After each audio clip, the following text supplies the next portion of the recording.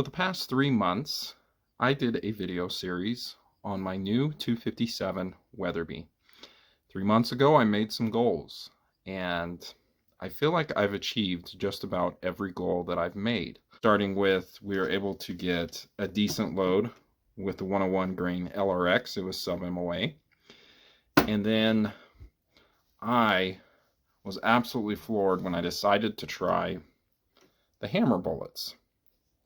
And as you know, I'm getting like 0.3 inch groups with the hammer bullets, and so those are the bullets I'm going to go with.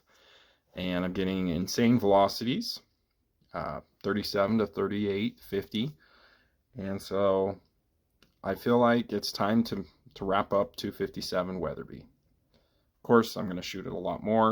I'm going to keep shooting the hammer bullets, but I've kind of neglected one of my rifles. And so in today's video, we're going to start Project 270 Winchester. Why is the 270 Winchester neglected? Well, to put it bluntly, the rifle I got it in shot terribly. And so I just was kind of sick of shooting the 270 because I was getting such terrible groups. But I've made some upgrades over the past year and a half, and now the rifle is right where I think I want it to be. The rifle that I have my 270 Winchester in is a very cheap, budget-friendly rifle. This gun would not shoot under 1.5 inches. Most of the time, 2 inches or bigger, 2 to 3 inches. It's terrible. And the biggest culprit that I realized was the stock trigger. About 8 months into owning it, I decided to replace the spring, the stock spring, and it took my trigger from 7 pounds down to 2 pounds. It's very light. Let me tell you, the accuracy went from, again, 2-inch groups to, well, here's my current hunting load, a 130 grain partition, almost half MOA. And then another group, 0.668 inch with SST. And most recently with the 150 grain AccuBond, yeah, half MOA. The next upgrade that I just recently got was this Lucid Optics L5 rifle scope. It is a 4 to 16 power by 44 millimeter objective lens. Some of the nice things that I really like is that it does have an open turret with a locking turret as well. So you just lift up, very tactile, and then you just press back down. Same thing with windage. It's very nice. I really like that, okay? Obviously comes with a parallax, and, well, the glass, it's quite nice. It's quite good for the price category it's in. So overall, I've really liked this Lucid Optics scope, and I can't wait to do more range videos with it to see what kind of groups I can get with a better glass. One last thing about the Lucid Optics scope, it is second focal plane, and this is what the reticle looks like. So I have an app that's on my phone that I've put in my specific 130 grain partition load. And what's really nice is, even though you can dial with this scope, is that the reticle notches, well, you can hold over extremely easy with this scope. So if I sight this in at 100 yards, well, each notch is, well, the first notch is 200 yards, and then each one's about 50 yards. And then that big one is 400. Makes it super easy. Yeah, the scope's awesome. Let's talk load development. So when I finally upgraded the trigger, I was able to find 3 bullets that it shoots close to half MOA.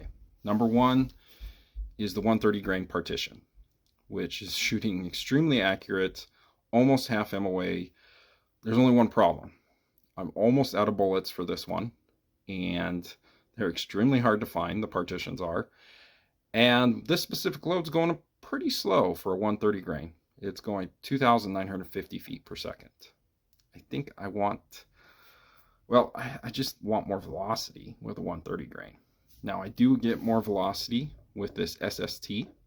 I'm getting 3,050 feet per second. But I just don't think the SST is a very good hunting bullet. I bought the bullet just to do load development and to see if I could get my rifle to shoot. Lastly, about a month ago, I decided to try the 150 grain AccuBonds.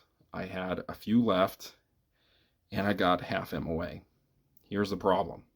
I only have 3 bullets left, and I can't find 150 grain AccuBonds. This load we'll have to do it down the road, basically. I think it would be a very good elk bullet. So with the partition being pretty slow, and I really only have 20 of these bullets loaded up, I decided to go, and I'm sure you're not going to be surprised, but I decided to buy some hammer bullets. This is the 124 grain Hammer Hunter, and it is the biggest hammer hunter that you can shoot with a 1 in 10 twist in a 270. So let me show you the bullet. I'm used to these being a little small, so these seem a little bigger than what I'm used to with the 257. The BC is respectable. Kind of like the partition though. So a G1 BC probably around 0.420. Now the tricky thing about these hammer bullets is they're quite new. There really isn't any reloading data. I'm kind of going off what other books say, so I've actually started loading for the 270 in these hammers. So let me show you. I've done 47 grains of IMR 4064.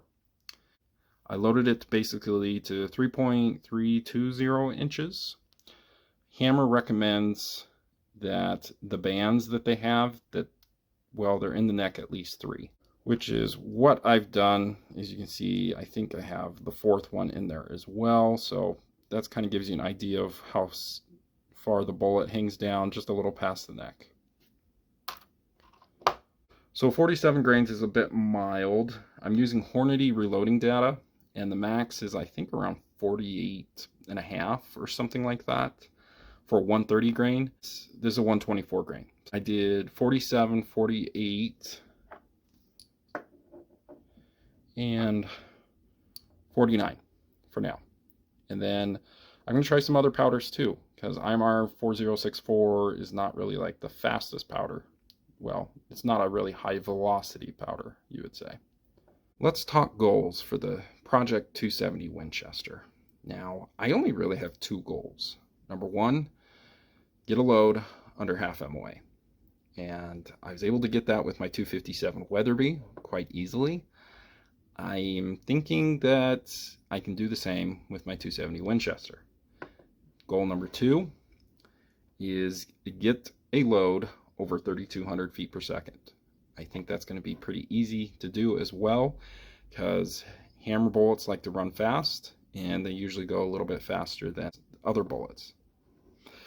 Anyway, I'm real excited to see what my 270 Winchester can do with these bullets, and to get this gun ready for my son when he eventually hunts. I think these will be a good deer load, and then if I ever can find the 150 grain AccuBond, that could be a good elk load for my son.